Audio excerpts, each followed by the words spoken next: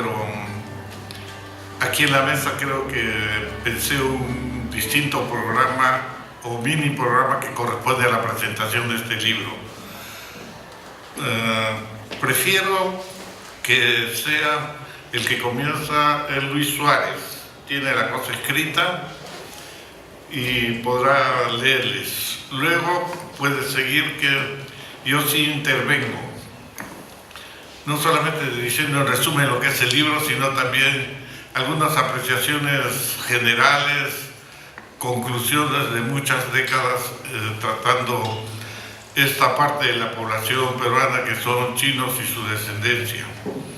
Otra parte que, porque sí hay tiempo, es lo que sería una conversación entre Luis Suárez conmigo. Y al final, para que nadie se sienta convidado de piedra en esta reunión, vamos a distribuir unos papeles para que puedan hacer preguntas, ¿no? Y también conversar con ustedes de esa manera, para que no queden inquietudes a partir de lo que pueden escuchar o que conocen sobre esta importante presencia de los chinos en el Perú. Entonces, Luis Suárez empieza, ¿no? Ok. Muchas gracias por la invitación y muchas gracias también al autor de este libro, porque la invitación hecha a esta mesa la teníamos desde abril, ¿cierto? Hay un trabajo bastante arduo. Bueno, Humberto Rodríguez Pastor nos ofrece en esta ocasión un trabajo apasionante. Los 20 capítulos de este libro fueron minuciosamente y rigurosamente construidos. Ofrece ángulos muy reveladores sobre el devenir de los chinos en el Perú. El texto es ambicioso, entrelaza múltiples lugares de enunciación y abarca un espacio temporal de 150 años. Explora las vicisitudes y las aventuras de los miles de migrantes chinos que en condiciones de semi-esclavos en el Perú y las siguientes olas migratorias. A todas luces constituye un derrotero ineludible para la comprensión de la diáspora china en América Latina. Este trabajo no solo evidencia el potencial heurístico de los archivos, sino que se orienta hacia una política de reconocimiento de las minorías étnicas y sus recursos, a pesar de su estrecha capacidad de acción debido a las condiciones de subordinación. Este es un acierto que la textualidad y la organización del trabajo tome como eje al actor, esquivando las interpretaciones holísticas donde el sujeto está determinado por las pesadas estructuras sociales. Es un acierto que en este trabajo se construya desde el sujeto, revelando con maestría y fluidez las complejas tensiones y dinámicas entre las estructuras sociales, aspectos relacionales, los actores y la capacidad de agencia. Véase, por ejemplo, el caso de los amotinamientos de los chinos, las denuncias y juicios de los patrones por el maltrato, o cómo, tras el abandono de su semi-esclavitud, se apoderan, entre comillas, de las fondas, recreando sus tradiciones culturales e incluso incursionando en la política local. En suma, su narrativa cuidadosa teje minuciosamente las múltiples dimensiones del sujeto y las interacciones sociales, culturales y relacionales. El autor logra la virtud de transportarnos de las costas de Macao a las costas del Perú, analizando con éxito la complejidad sistémica del capitalismo y su desenvolvimiento en los bordes del sistema mundo. El lector tiene el privilegio de acceder entre bastidores a la escena del tráfico de culíes. Su esmerada pluma recrea el viaje de los primeros barcos chineros, los suicidios, las muertes y los amotinamientos. Su bien lograda estrategia analítica alcanza la complejidad sistémica, entrelazando los datos que ofrece el cónsul del Perú en Macao y los trazos de la vida de Lu Guang, un adolescente quien viajó 130 días a bordo de la fragata Lady Montaigne y donde ocurrieron hechos fatales. Años más tarde, bautizado como Juan Paz Soldán, traductor, comerciante y padre de 13 hijos.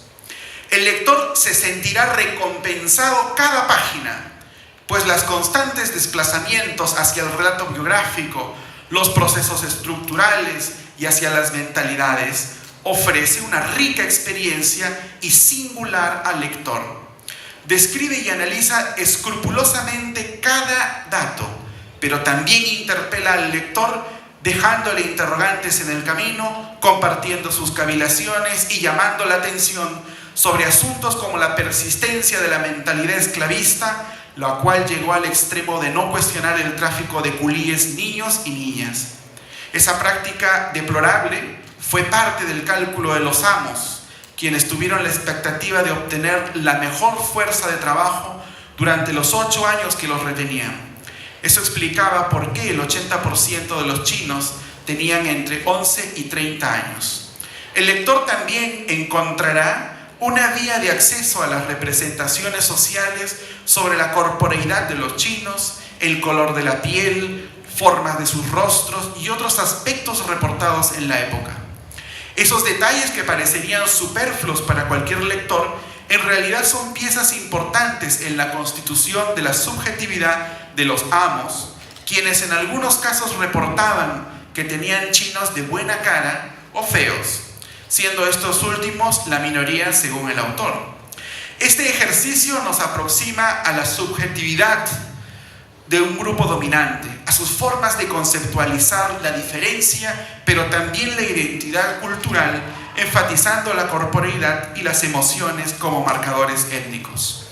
Otro aspecto revelador que nos ofrece este libro tan brillantemente construido son las prácticas y representaciones asociadas al consumo de opio en aquellas épocas. En este capítulo ofrece al lector un viaje sobre las redes transnacionales del tráfico de opio, el papel que jugó en el sistema semiesclavista en las haciendas, en las zonas marginales de la ciudad y el coqueteo de la clase intelectual con esta droga, así como los intentos de erradicar el consumo de opio por parte del poder estatal. Al respecto, el autor nos revela otro ángulo sobre las tensiones entre culíes y los hacendados.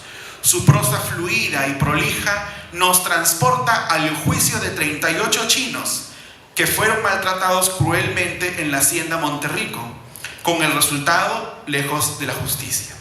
En ese momento el autor nos abre otra ventana hacia el mundo de la hacienda, un campo de relaciones tensas, marcadas por la crueldad y las prácticas de semiesclavitud, pero también de respuestas culturales ante tal opresión. Por ejemplo, la alta frecuencia de suicidios, que ya en las primeras páginas son narradas, cómo los chinos culíes en los barcos chineros se arrojaban al mar, incluso los suicidas se colocaban monedas en la boca y sus contratas en los bolsillos a fin de ser regresados a China, lo que pocas veces ocurría. El autor nos entrega diversos detalles singulares sobre la organización social del trabajo en las haciendas. Véase el caso de de la hacienda Palto de la familia Aspíllaga en Pisco, evidenciando las prácticas laborales que apuntaban a la reproducción de las haciendas, gracias a mecanismos perversos como la recontrata y el surgimiento del enganche de chinos libres, iluminando página por página cómo este sistema entra en fricción también con sus prácticas culturales religiosas, especialmente la celebración del Año Nuevo Oriental. La presión era tal, nos cuenta el autor, que en aquellos años quien no lograba dar su cuota tomaba el camino del suicidio. Sin embargo, muchos de ellos, muchos chinos, envejecieron en las haciendas o perecieron a causa de la adicción del opio, el alcohol de caña o a causa de enfermedades como el paludismo, las enfermedades venéreas y la tuberculosis.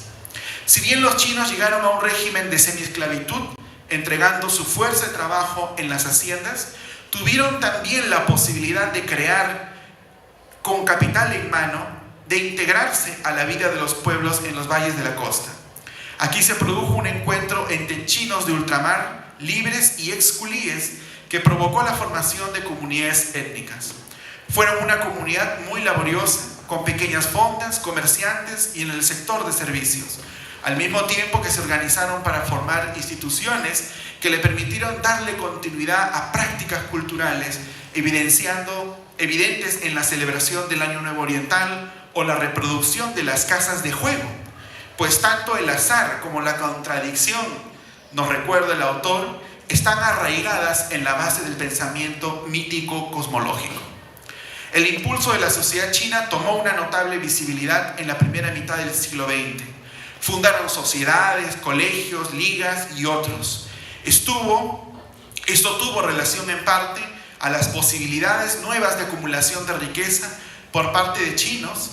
Véase, por ejemplo, la lista de agricultores hacendados chinos en el Perú, bastante larga, y estas haciendas, básicamente algodoneras, lograron contar con una fuerza laboral importante, lo que estimuló también la presencia de agentes consulares de China en nuestro territorio.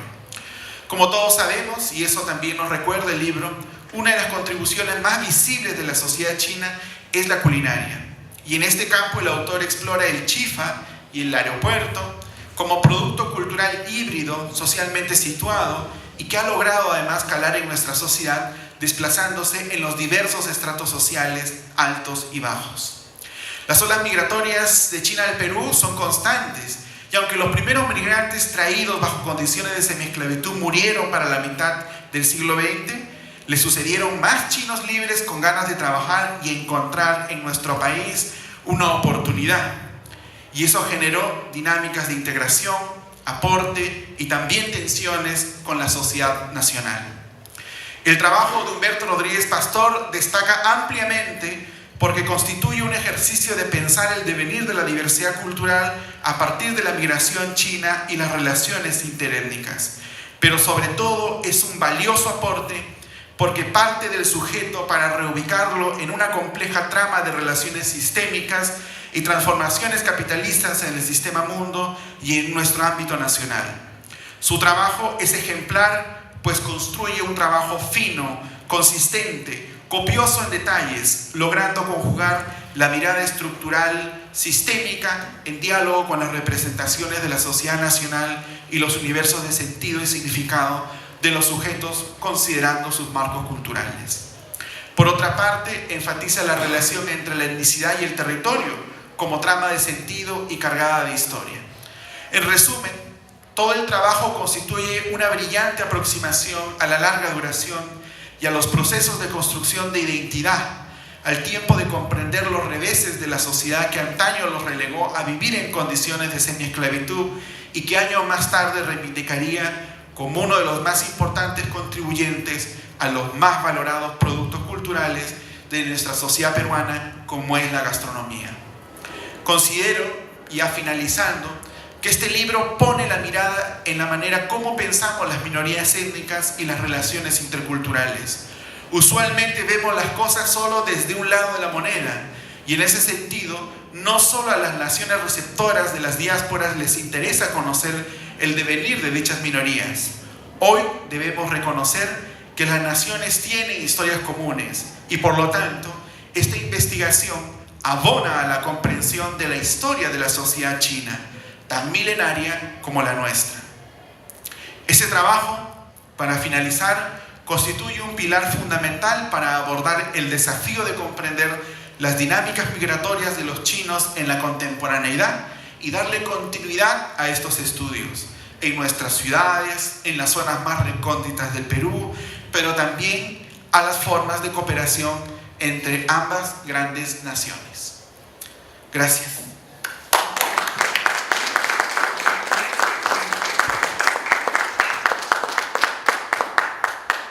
Bueno, ahora después del discurso pasaré a mi rol de moderador, así que tendremos las palabras, como habíamos pensado en nuestro mini programa, le daremos las palabras a nuestro gran querido Humberto Rodríguez Pastor, que además creo que nuestra comunidad debe celebrar este libro, que es un aporte súper valioso y muy significativo.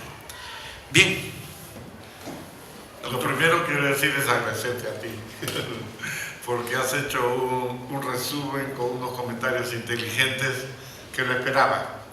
Por eso desde abril ya estaba comprometido.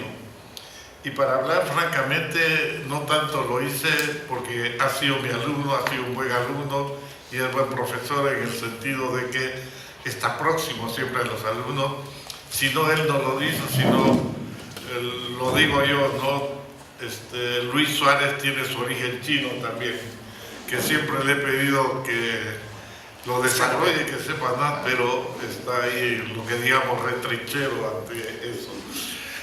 No, nunca la hemos exigido, pero sí me hubiera parecido bueno que también mencione algo de eso, ¿no?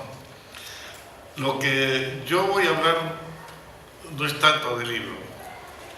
Quiero decirles algunas cosas bastante generales de este libro y de otros que he escrito sobre lo mismo, y una percepción bastante general de lo qué significa una comunidad china acá, ¿no?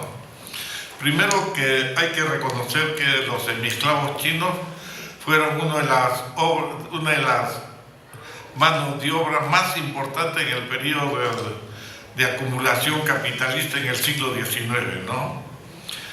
Independencia, Perú seguía mucho con las características del virreinato, hay la exigencia, pero necesidad de Guano, el capitalismo con su primera etapa de desarrollo industrial comienza a llegar a todas partes y también llega al Perú, y el Perú es impactado y tenemos que vender guano donde estuvieron los chinos y comienzan a comprarnos más cultivos de la costa, algodón, azúcar, y están los chinos interviniendo ahí, ¿no? Con algo de esto acumulado por los gobiernos de ese momento se hacen muchas vías férreas, ¿no? De alguna manera vinculando más sierra con costa, pero costa pues, vinculado más a la exportación. Y en muchas de estas construcciones de ferrocarriles estuvieron también los chinos, ¿no? Algo importante dentro de esto también del siglo XIX, una ubicación que pareciera que no tiene una trascendencia, pero siempre lo insisto porque tiene mucho más repercusiones de otra manera. Los chinos trabajaron mucho como servidumbre doméstica.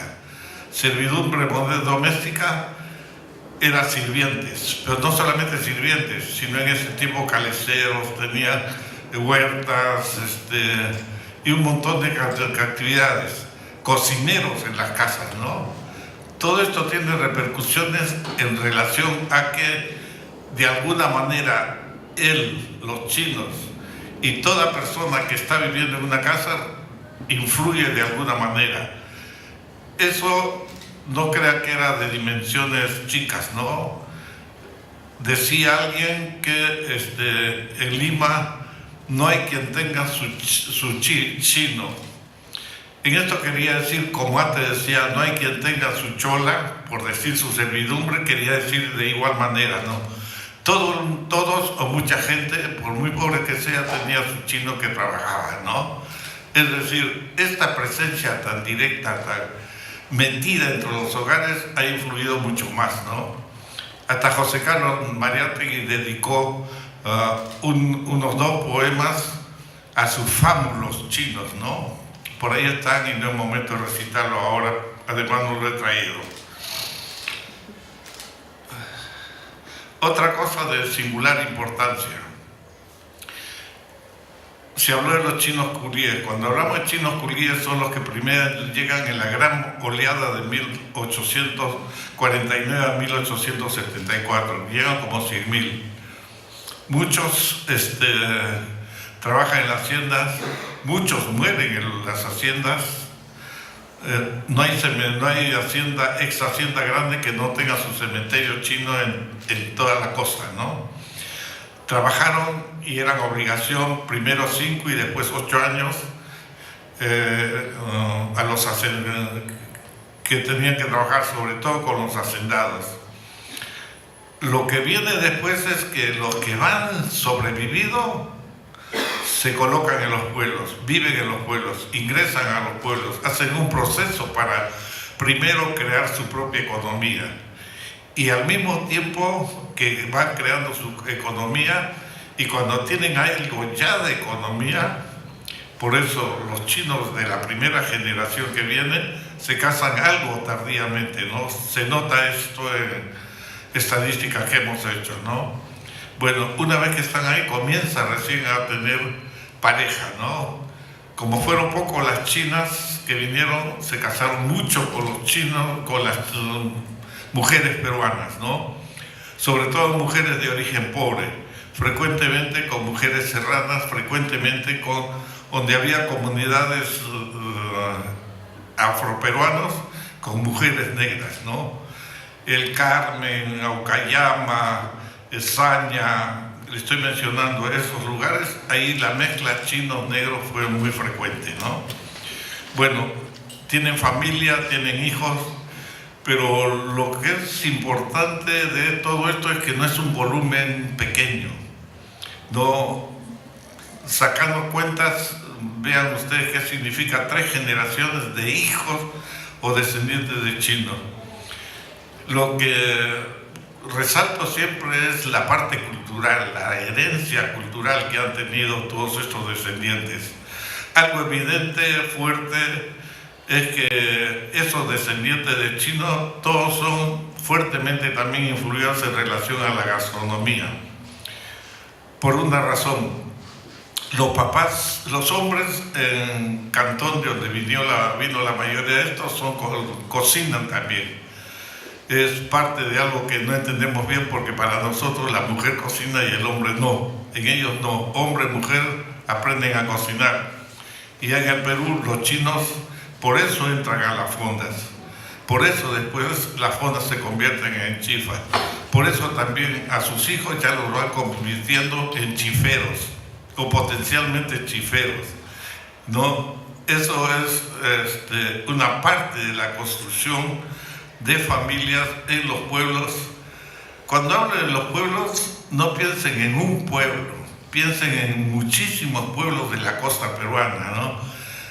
Un poco menos en Piura porque tenían solucionado el problema de la mano de obra, pero Lambayeque, La Libertad, ¿no? Toda la parte de la costa de Ancas, Lima por supuesto, ¿no? Ica, ¿no? Hasta en parte de Arequipa, ¿no? En todos esos pueblos había esas familias chinas con comunidades chinas que se fueron creando, ¿no? Los chinos tienen una gran capacidad de organización, o saben qué organizar. Si tuvieron aquí una gran cantidad de organizaciones. El libro habla de los chinos y la política en un sitio, ¿no? Sus organizaciones políticas. Esa fue una de las tantas organizaciones. Hablar de política es en un momento en donde hay una primera revolución democrática en China que repercute hasta en el Perú. Repercute en los chinos que están en el Perú, que se organizan, sacan las banderas, hacen reuniones, hay conferencias. Esa es una cosa curiosa, pero eso no repercute tanto en la sociedad a los que no son chinos, entre ellos sí mismos, ¿no? Bueno, de otras 1000 maneras se han organizado, donde había mucha gente china, hasta asumían algo que no entendemos bien en el Perú, que es una organización clánica. Todos los de apellido Chan, por ejemplo, se organizaban de alguna manera, a veces sin organización. Es decir, los Chan de Chepén no son parientes consanguíneos, pero de alguna manera hay una organización silenciosa entre ellos que ni se dan cuenta, y de esa manera se organizan también, ¿no? Bueno, hay muchas maneras, pero la fundamental para ellos, siempre en todos los pueblos, en todos estos sitios, es reunirse como comerciantes. Reunirse no solamente es eso, sino para crear una dinámica como de ayuda mutua también, ¿no? Ayudarnos entre ellos. Estas juntas que llamamos, que hacemos frecuentemente cuando queremos que cada mes nos toque, eso es una cosa muy común entre chinos y japoneses también, ¿no? Y de esa manera iba a lograr, y hasta ahora siguen, ¿no? esas juntas que tienen ellos, hay unas que duran hasta 20 años continuos y hasta a veces van de viaje, etcétera, ¿no? Bueno, esas son las maneras como se han ayudado a traer, a organizarse económicamente, ¿no? Otra de las formas también que es importante, he hablado de los chinos culíes, he hablado cómo se instalan de los pueblos, he hablado cómo se van asentando, cómo van conformando, pero también llaman a sus familiares. La migración en cadena que es, ¿no? El Perú es uno de los pocos países de América Latina, del mundo, de América en general, que tiene una continuidad de migración china desde 1850 hasta el 28 de septiembre del 2017. Hasta ahora van llegando. No son flujos grandes siempre, hay flujos, depende de lo que pase en China, lo que pase aquí en el Perú. Pero van apareciendo siempre gota a gota, cuando ha habido prohibiciones de que ingresen chinos acá, o asiáticos en general, porque había mucho y presiones de los comerciantes, simplemente entraban por la frontera y negocios por ahí también, como gente que entraba de esa manera, ¿no? Bueno,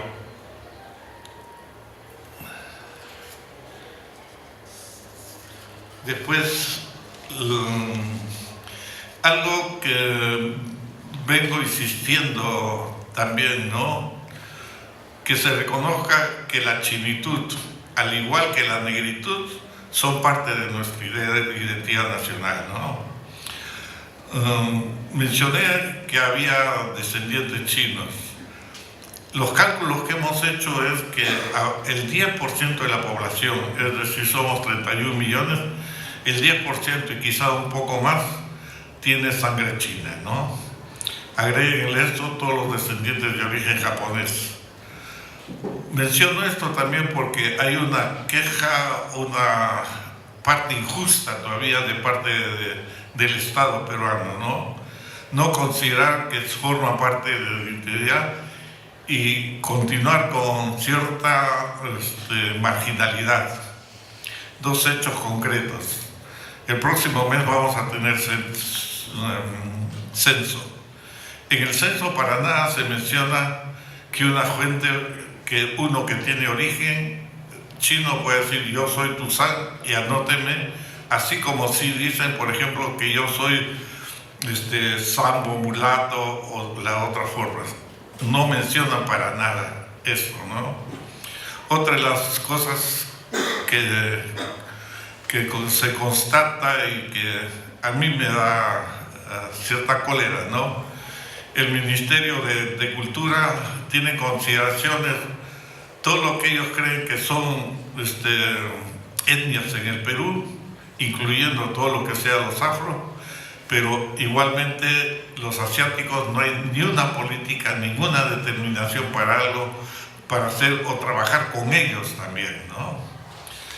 Bueno, estas son algunas de las cosas que quería conversarles, pero más que nada luego hacer la conversación con ustedes, pero lo que dijimos que podemos seguir es conversar ahora con Luis Suárez, que después de es uno de los primeros que lee el libro, ¿no?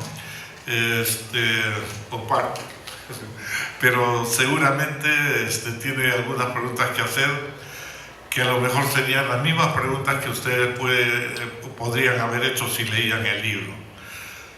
Bueno, conversamos, Luis.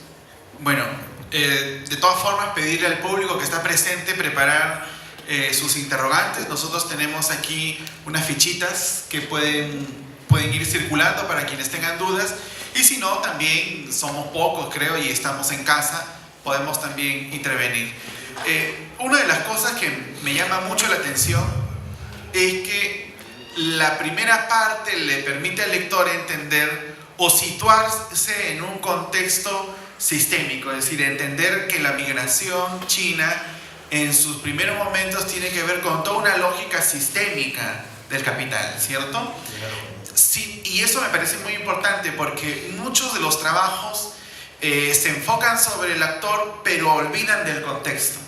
Y yo, en lo personal, es una de las cosas que reclamo. Siempre entender el contexto más amplio. Por eso he traído a colación esta idea de sistema mundo o lo sistémico. Pero esta mirada hacia lo sistémico se va perdiendo en la medida en que va avanzando el libro. Entonces, hubiera sido muy interesante, o no sé, tal vez se quedó en el tintero, también jugar con el telón de fondo de la revolución cultural. Y lo menciono esto porque, por ejemplo, mi bisabuelo, de origen cantonés, a partir de la posibilidad de traducir unas cartas que tenía y que nadie sabía qué cosa era, lo hemos logrado traducir, se lamentaba mucho por la pérdida de sus hijos en los tiempos de la revolución cultural. Entonces, hay todo un tema ahí también, digamos, poco explorado o develado. No sé, ¿cómo lo ves? Veo que esa parte no corresponde al libro, lo que tú pides, ¿no? Claro, porque no está... La revolución cultural es Mao Zedong y hace pocas décadas, ¿no? El libro no llega, ¿no? Simplemente porque no he investigado y no sé si me interesará. Entonces he hecho lo que he podido. En cuanto a la parte esa final que dice, lo que yo he dado un orden, es un orden más o menos en donde poco a poco el lector se va acercando más al personaje, sí, a los personajes.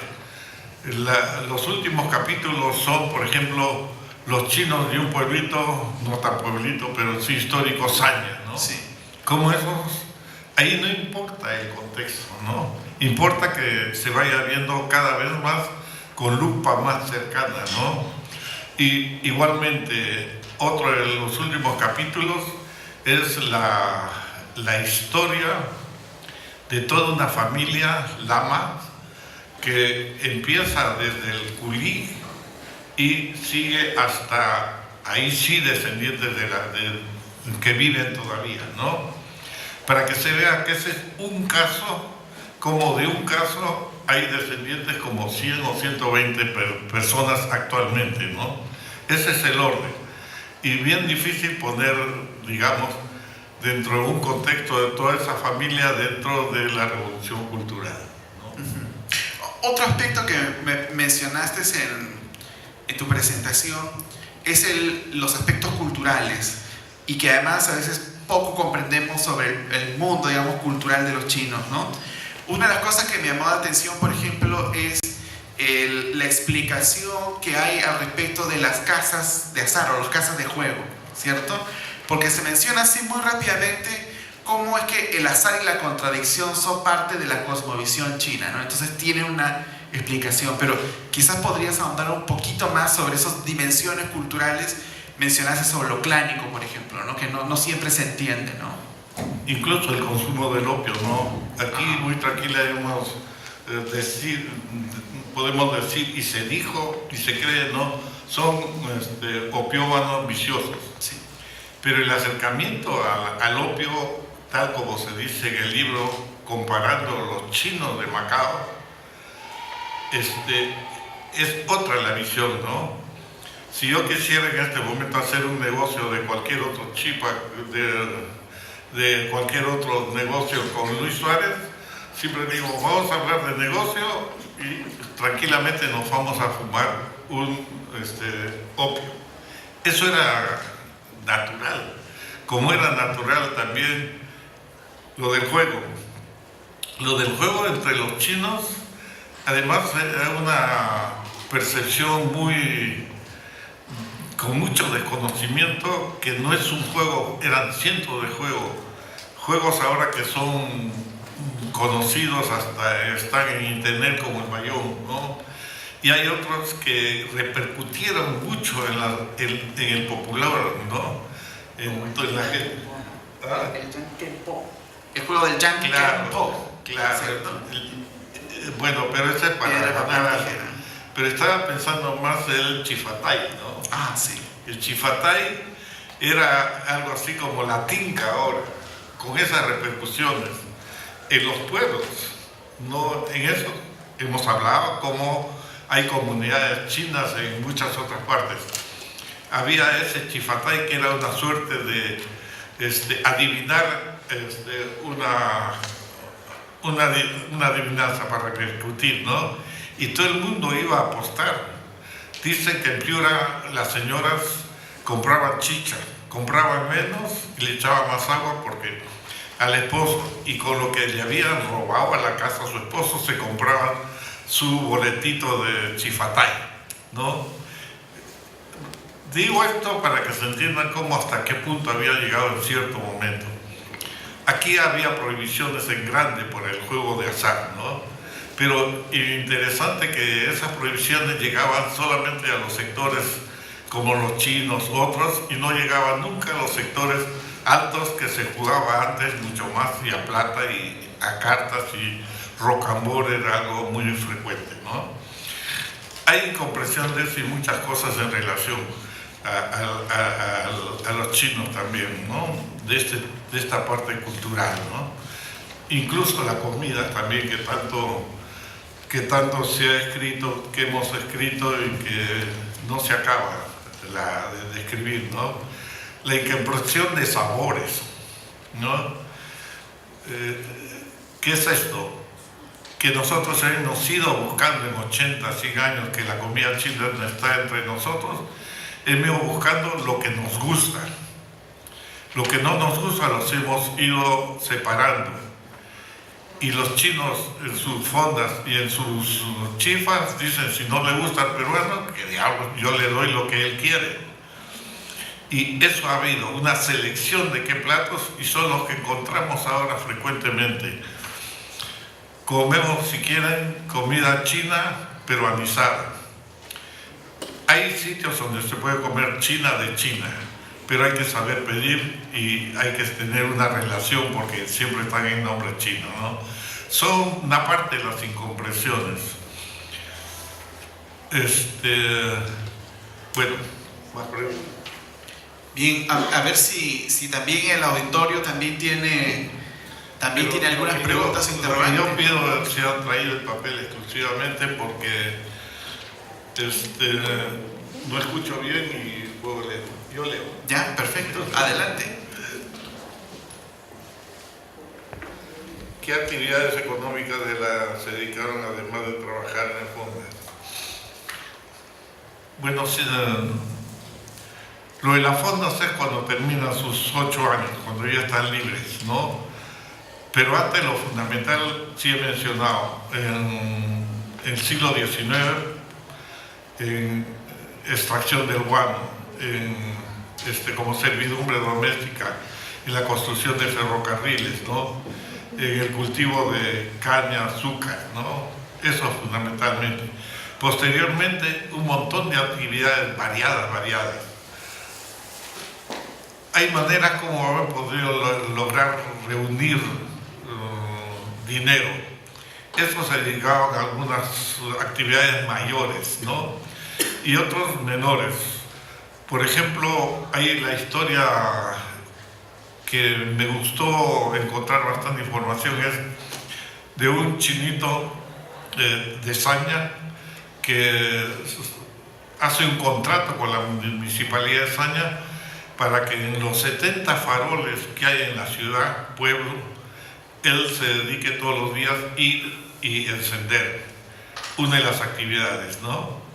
Ahora, a mí me parece bueno el ejemplo en relación a que a veces no se considera simplemente como cosas muy simples, sin importancia, esa labor de todos los días, ¿no?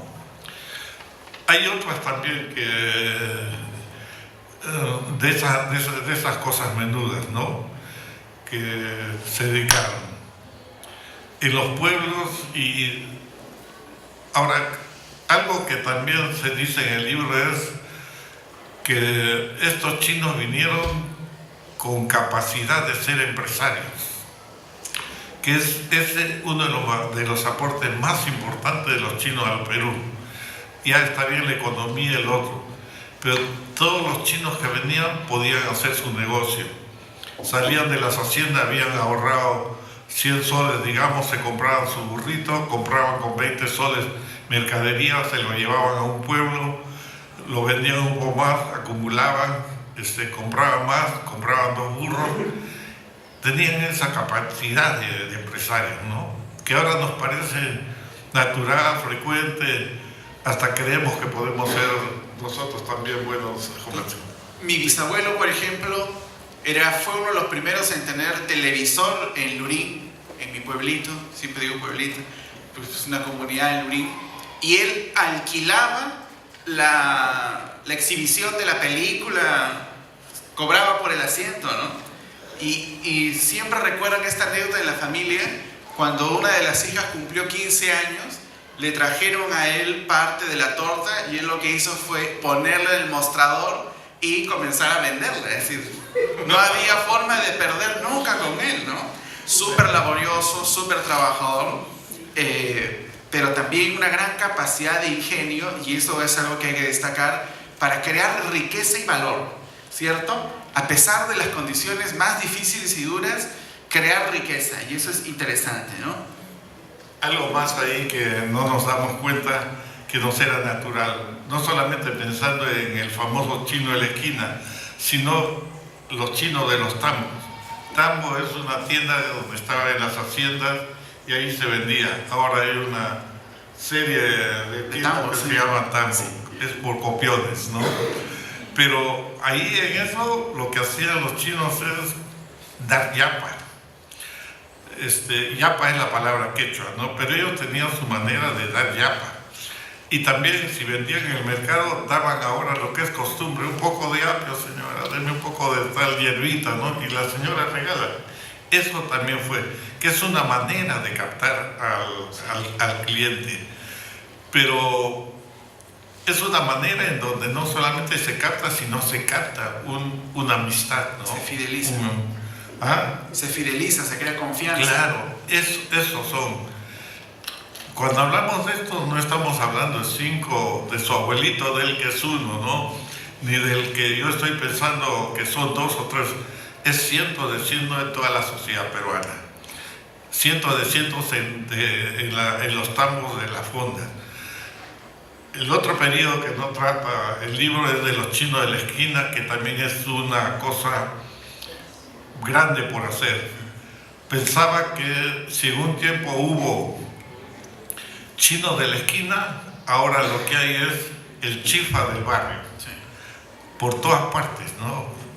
Por todas partes. ¿Quién no dice, este es mi chifa, ahí voy, y cree que ahí está la mejor comida de todos los chifas del Perú, ¿no? Una de las cosas que mencionas en la introducción es la importancia de la vida de Lu Guang, que luego se llamó Juan Paz Soldán, un niño, digamos, que viajó en estos barcos chineros. Quizás podría eso también interesar al auditorio, es decir, ¿por qué es tan relevante la vida de Juan Paz Soldán o Lu Guang? ¿Qué nos podrías contar? Este personaje llega en el segundo barco. El primer barco llega en 1849 y él al año siguiente, creo. Es importante en relación a cómo él pudo crearse también todo un mundo y familia propio, ¿no? Llega a los 12 años, pero de alguna manera tuvo suerte porque Paz Soldán, un personaje en la historia peruana, compró su contrato. Comprar el contrato de un niño, 12 años, era con mucha frecuencia, ¿no? En algún momento voy a hacer esa parte de los niños que han sido curíes también, ¿no? Que era continuación de los negritos esclavos en casa de los patrones, ¿no? Que acompañaban al ama, que limpiaban los zapatos del patrón, ¿no? Que iban a comprar a la esquina y tenían que ir de ellos, ¿no? Bueno, entonces este chino empieza a los 12 años y muy cumplido, este jurista peruano notable, a los 5 años está libre, es decir, a los 17 estaba libre, a los 19 se casa con una arequipeña que estaba acá y de alguna manera termina siendo habiendo aprendido muy bien castellano, traductor en los juicios en donde estaban los chinos. No encontraba que sea de manera permanente, pero lo importante es que podía hacerlo, ¿no? Traducía, ¿no? Es decir, algún chino que había matado al administrador, que no es raro, no era raro. Él no defendía, pero sí traducía lo que él decía, y creo que él cambiaba las cosas a favor de ellos, ¿no? Engañaba un poco matizaba el argumento. Ya, bueno, esa es una larga historia. Hay fotografías. Algo que no se dice en el libro es que en una ocasión me han llamado, me han buscado: oye, usted qué bien que está trabajando esto.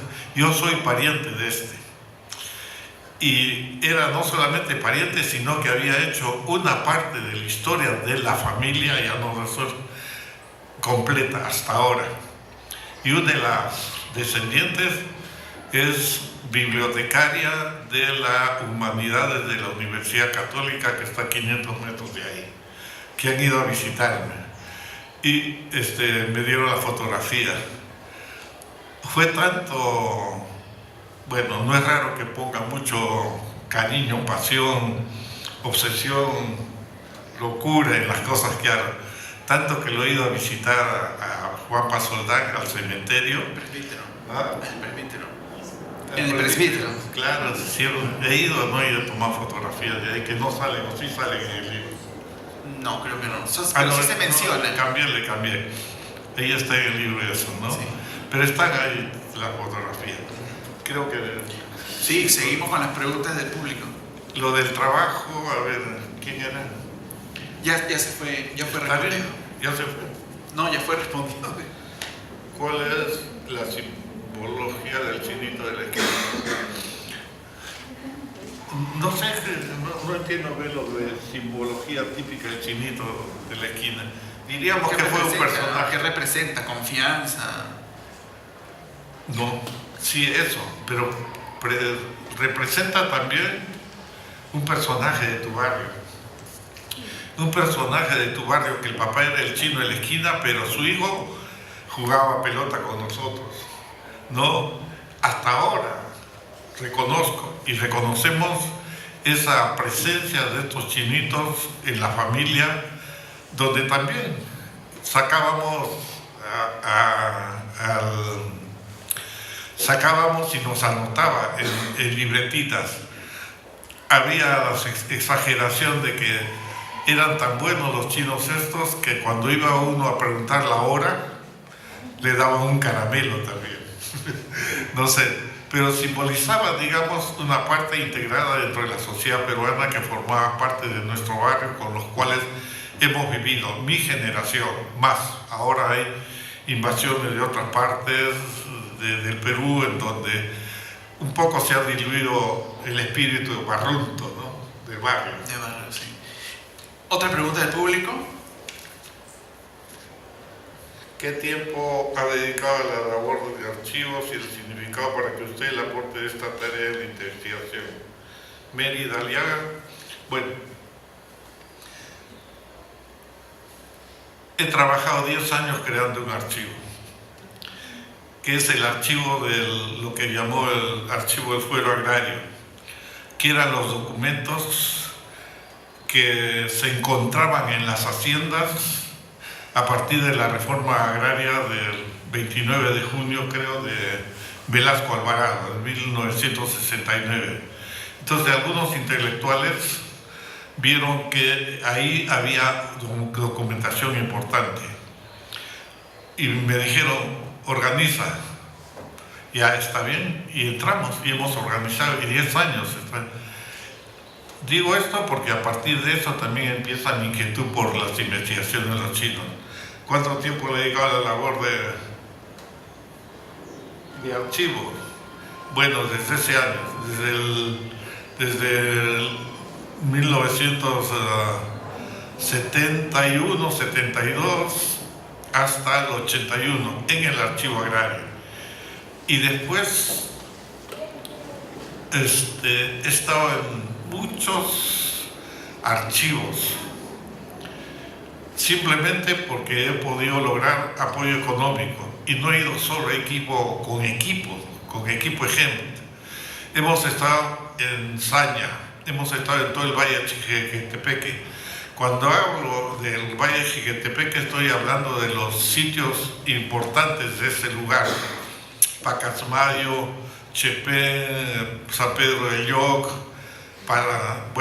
esos lugares donde están las parroquias. Hemos revisado lo de las parroquias, hemos revisado lo de las municipalidades con un equipo. Ese es un valle.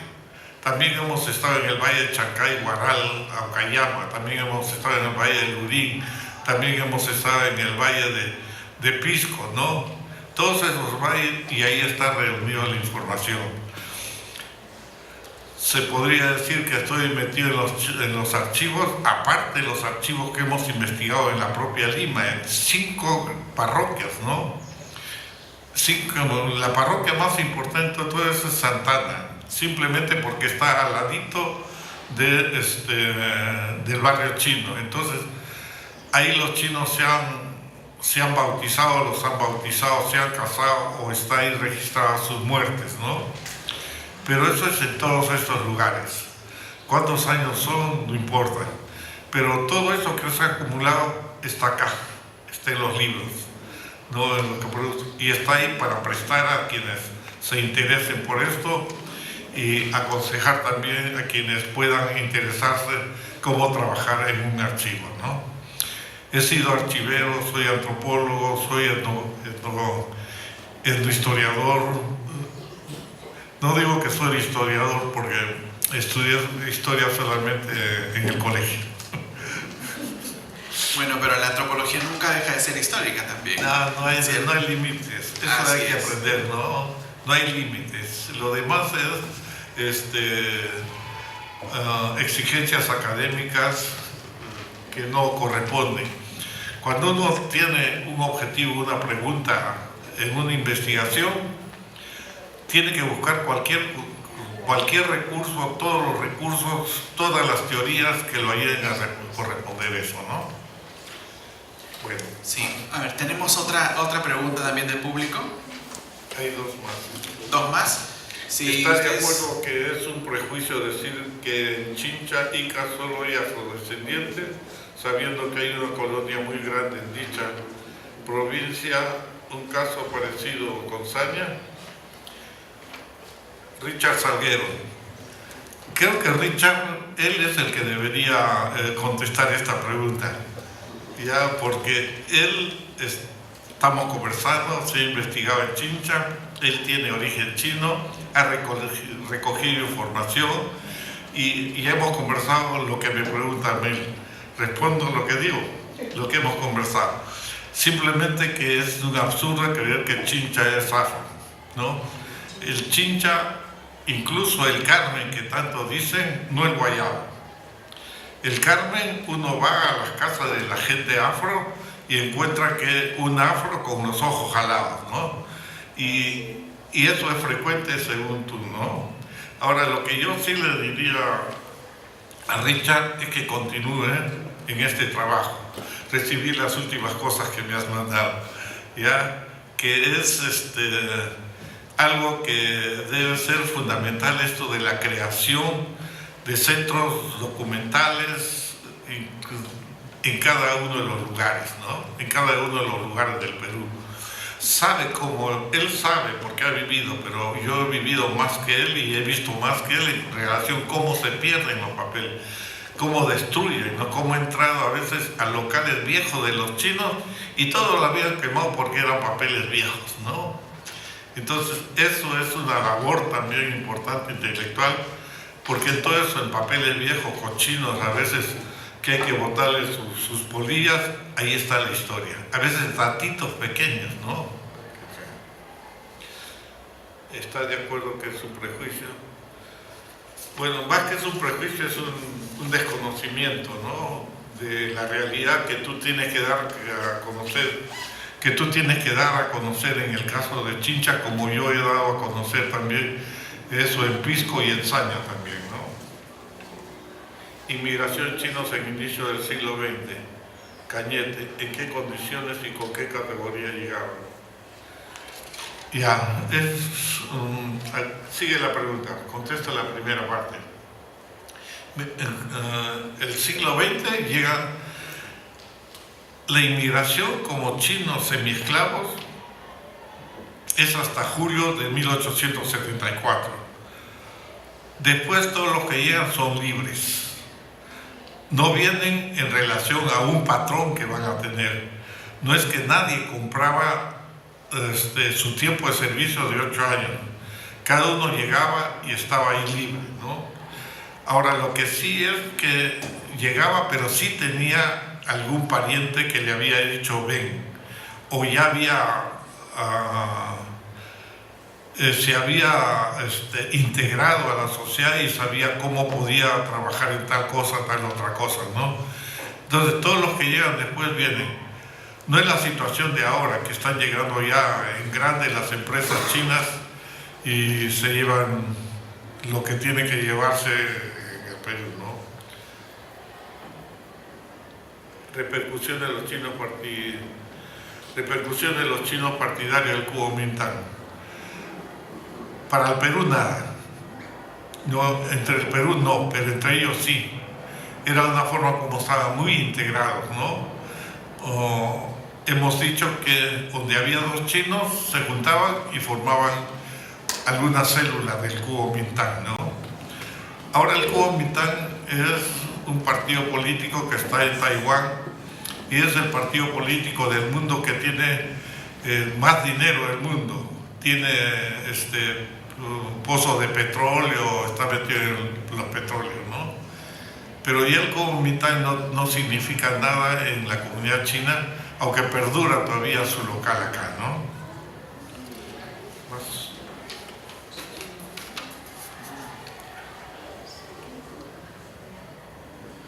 ¿Con cuántas familias entrevistarse?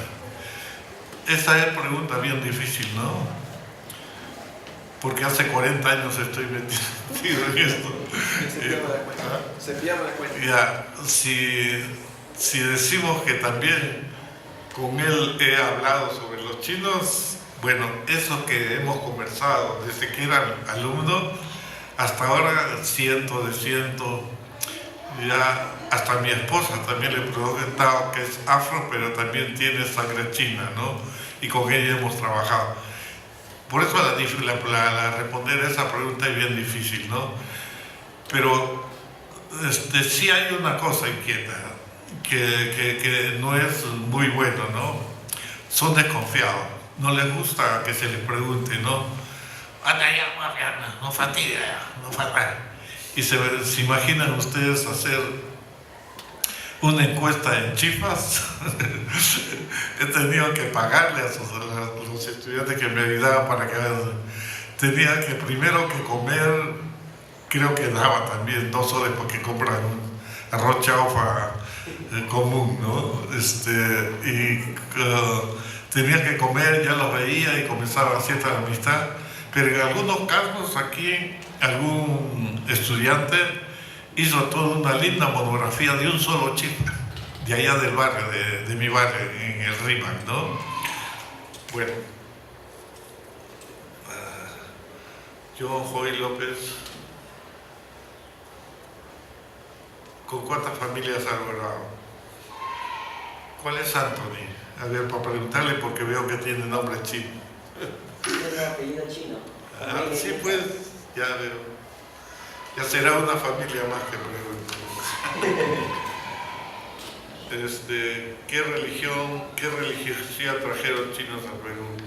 ¿Hubo sincretismo religioso con sus creencias? Era inevitable, ¿no? Trajeron, de eso no he estudiado, pero sí sé cosas generales. Pero lo que yo no creo es que un chino que tiene 20, 30 años en China viene al Perú, le dicen bautízate, pero para casarte tienes que bautizarte. Y yo no creo que asume todo lo que significa la religión católica, ¿no? Creencia en una divinidad de Padre, Hijo y Espíritu Santo, ¿no? difícil que crea en la virginidad de la Virgen, ¿no? Que eso es sagrado, ¿no? Difícil que hay que persignarse ante la iglesia cada vez que uno pasa, ¿no? Todo eso es todo un mundo, ¿no? Todo un mundo que no creo que hayan asimilado a los chinos. A pesar de eso, ha habido chinos que culíes han pasado a ser curas. Ahora, ¿cuánto ha sido su convicción? Creo que sí, bastante fuerte. Hay una amiga historiadora, Ivette Arias, sanmarquina creo que ella ha hecho una historia de un chino que se convirtió al catolicismo y terminó de párroco ahí en Huaral, ¿no? Bueno, es un tema que no puedo explicar mucho, pero sí, inevitablemente. Pero hay cosas extrañas que he visto de los chinos ahí en el Valle de Jequetepeque, ¿no? Que adoraban a una virgencita, no sé por qué, ¿no? Que la tenían ahí tanto que en algún momento han agarrado a esa virgen, alguien se la ha llevado a China, no robándosela, no sé para qué. Tengan en cuenta que es bien difícil encontrar ese tipo de información. La han llevado, pero después la han traído y todavía está por allá por Chepén, algunos de los pueblos esos, ¿no? Ahora, ¿qué había atrás de eso? No puedo decir, no tanto. Es bien difícil porque no hay fuentes con tanta precisión y los chinos mismos nunca han escrito sobre ellos mismos, o muy poco, ¿no? O muy poco, ¿no? No tenemos lo que sí ocurrió con los chinos que fueron a Cuba, que una comisión grande los interrogó a un montón y es casi lo mismo que pasaba con ellos en relación a cómo era el tráfico, a cómo los ganaban en la propia China. Todo eso es igualito a como ha pasado con los chinos que estuvieron aquí, pero eso no hubo acá. Aunque sí hubo un documento de denuncia de los propios chinos y quien escribió eso fue un hijo de mandarín que había sido raptado, robado y traído aquí al Perú, y él sí sabía escribir. Hizo un informe grande. ¿Dónde está ese informe? Sé que está en Taiwán, pero no sé qué contiene, ni nadie ha mencionado eso, o creo que nadie lo ha utilizado. Hablo de eso como una cosa extraña, porque no es frecuente, ¿no? ¿No hay más preguntas?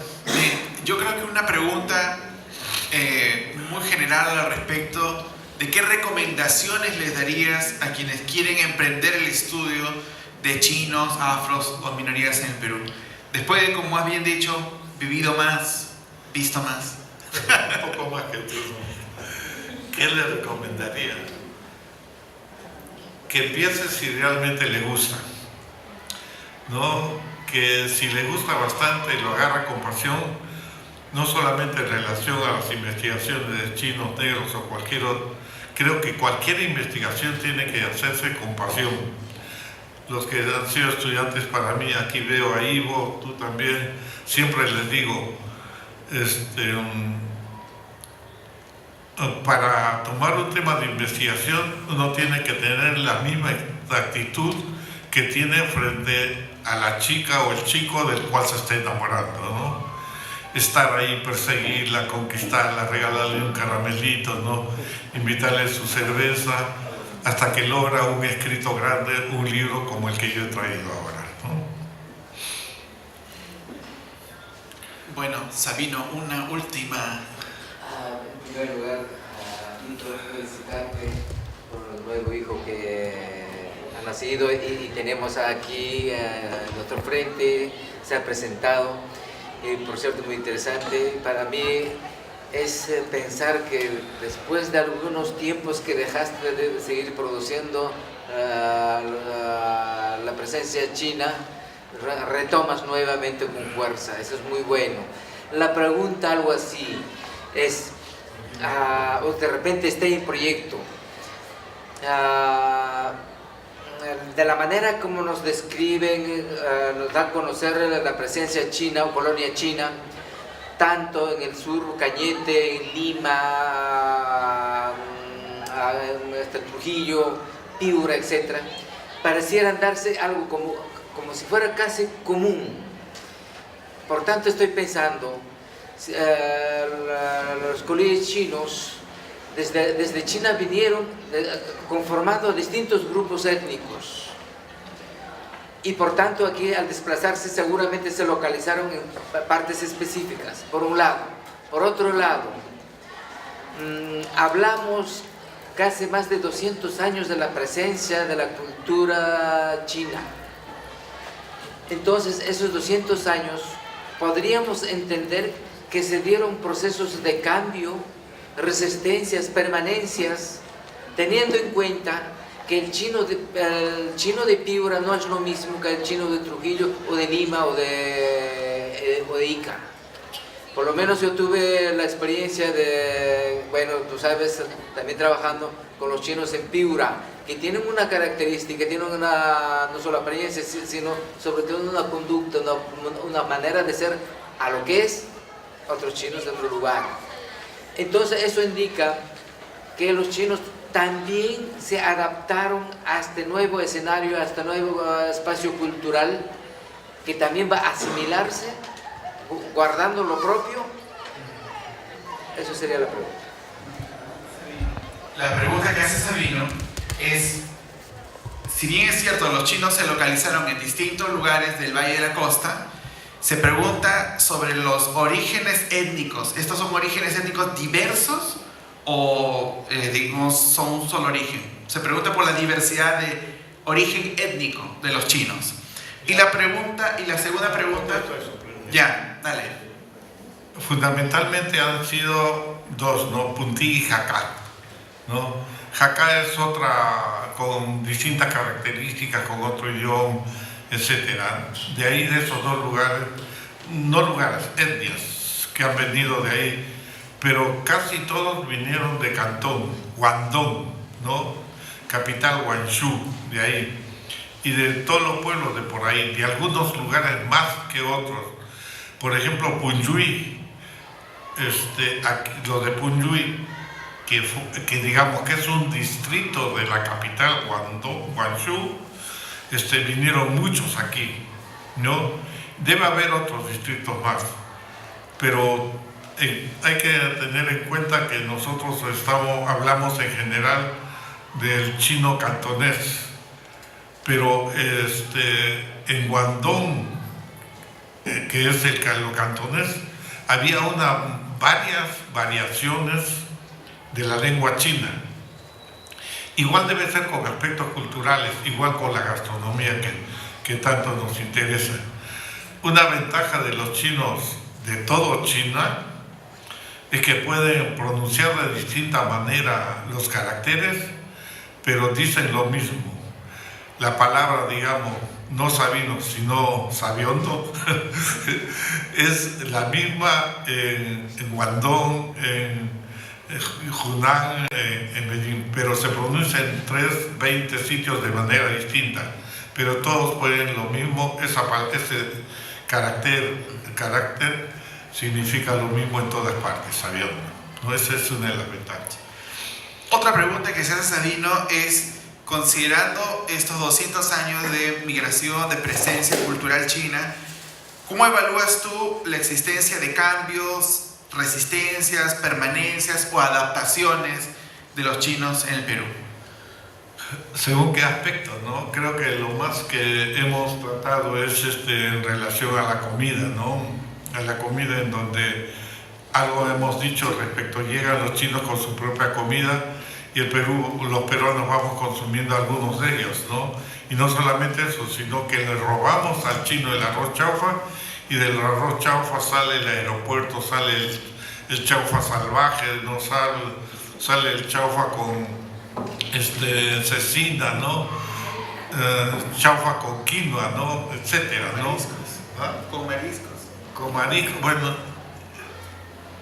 creo que es lo más representativo de esas variaciones, ¿no? Creo que eso es lo que más conocemos respecto a eso. Bueno, agradecemos la presencia de ustedes esta tarde y agradecemos profundamente también el valioso aporte de Humberto Rodríguez Pastor al conocimiento de la cultura y de la migración china en el Perú. Y esperamos seguir contando en los siguientes años con más producción tuya y dejándonos estas huellas imborrables sobre su labor, su trabajo, pero también sobre esa historia de dos culturas milenarias, Perú y China. Muchas gracias. Buenas tardes. Gracias, Humberto. Gracias, Luis Alberto, por esta primera sabrosa presentación de esta obra última de Tito. Y esto no es sino más que una primera presentación en la comunidad china radicada en Lima. También va a haber una segunda presentación en el debido momento. Entonces, gracias por estar presentes y vamos a continuar luego.